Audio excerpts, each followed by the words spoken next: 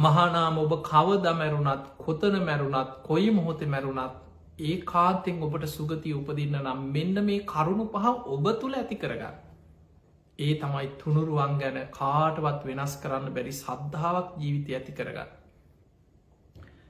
සීලවන්තකම තමන්ගේ ජීවිතයේ අවංකව හිතට එකඟව හෘද සාක්ෂයට එකඟව අවංක සිල්වත් ජීවිතයක් ගත කරන්න.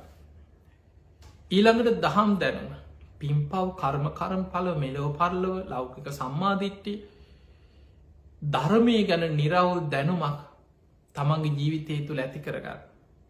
ඊළඟ එක තමයි ත්‍යාග සම්පත්ති අතහැරීම දානය ත්‍යාගේ අතහැරීම මසුරුකම ලෝභකම දුරු කරල අතහැරීම ත්‍යාග සම්පත්තිය ජීවිතයේ පුරුදු කරගන්න. පස්සෙන එක තමයි ප්‍රඥාව ගැඹුරු ධර්මය නුවනින් විමසලා ඒ ධර්මයට අනුකූලව තමන්ගේ ජීවිතය තුළ නුවන ප්‍රඥාව දියුණු කරගන්න. කරුණු පහයි සද්ධහා සීල සුත ත්‍යාග ප්‍රඥා මේවට ධර්මය කියන්නේ සේක බලධර්ම කියලා. සේක කියලා කියන මේ ධර්මමාර්ග ගමන් කරන කෙනාට. පියවරින් පියවර ධර්මාවබෝධයේ පිණිස ධර්මමාර්ග වඩාගෙන යන අයට කෙන සේක පුද්ගලය.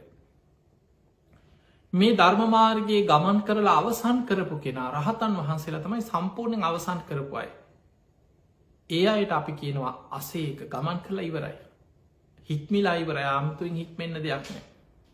හැබැයි ඒ අරහත්තේ පිණිස මාර්ගයේ වඩන මාර්ගයේ ගමන් කරන අනෙක් සියලු දෙනා අයිති වෙන්නේ සේක කියන ගනයට.